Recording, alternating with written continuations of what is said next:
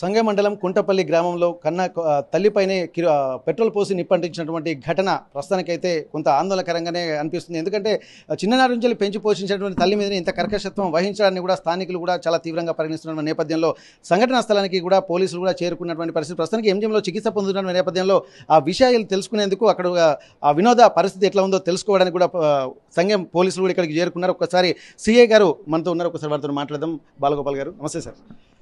Sir, ఇప్పటి వరకు ఈ సతీష్ అనేటువంటి అతనికి కూడా వాళ్ళ తల్లి మీద పెట్రోల్ పోసి నిప్పంటించాడన్నది విషయం తెలిసింది. ఎట్లుంది సార్ పరిస్థితి? మీకున్నటువంటి సమాచారం ఏంటి సార్? ఇక్కడ ముత్తినేని వినోద, భర్త పేరు సాంబయ్య, 60 సంవత్సరాలు ఉంటుంది, కుంటపల్లి గ్రామం, సంగం మండలం. వీళ్ళకి ఇద్దరు పిల్లలు ఉంటారు, ఒక కొడుకు ఒక కూతురు. గత కొద్ది సంవత్సరాల క్రితం టెక్స్టైల్ దాంట్లో కొంత ల్యాండ్ పోతే వాళ్ళకి డబ్బులు వస్తాయి, ఒక 40 lakhs దాకా. దాంట్లో కొడుకు కొంత డబ్బులు ఇచ్చేసి మిగతా వీళ్ళ పేరు పైన ఉంచుకోవాలని ఒక 6 lakhs దాకా వాళ్ళు పెట్టుకోవడం జరిగింది. ఈ 6 lakhs పైన కూడా అతను కన్నేసి నువ్వు మొత్తం మీకేం చేసుకుంటారు అని చెప్పేసి ఈ విషయంలో చాలాసార్లు తల్లిదండ్రులతో గొడవలు పడ్డాడు.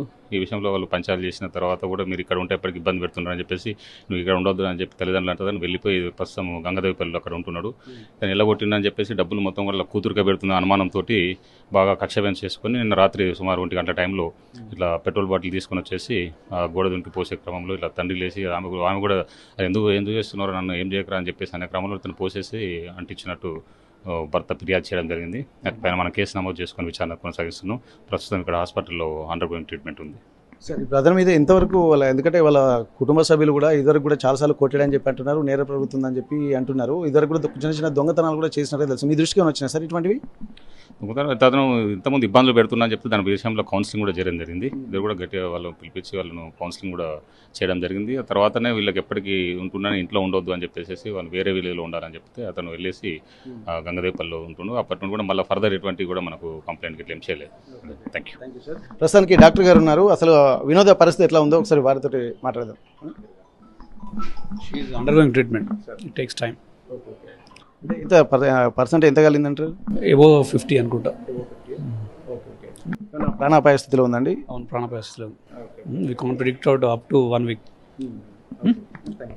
అయితే ప్రస్తుతానికైతే తను 50% పైగా కాలిన గాయాలతోటి చికిత్స పొందుతుంది.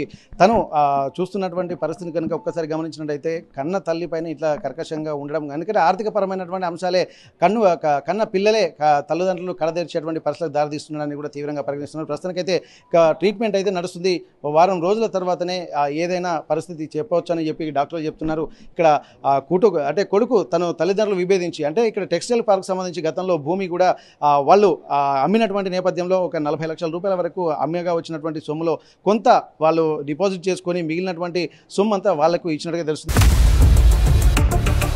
ఇండియా పాకిస్తాన్ తాజా అప్డేట్స్ కోసం డౌన్లోడ్ చేసుకోండి RTV లైవ్ యాప్.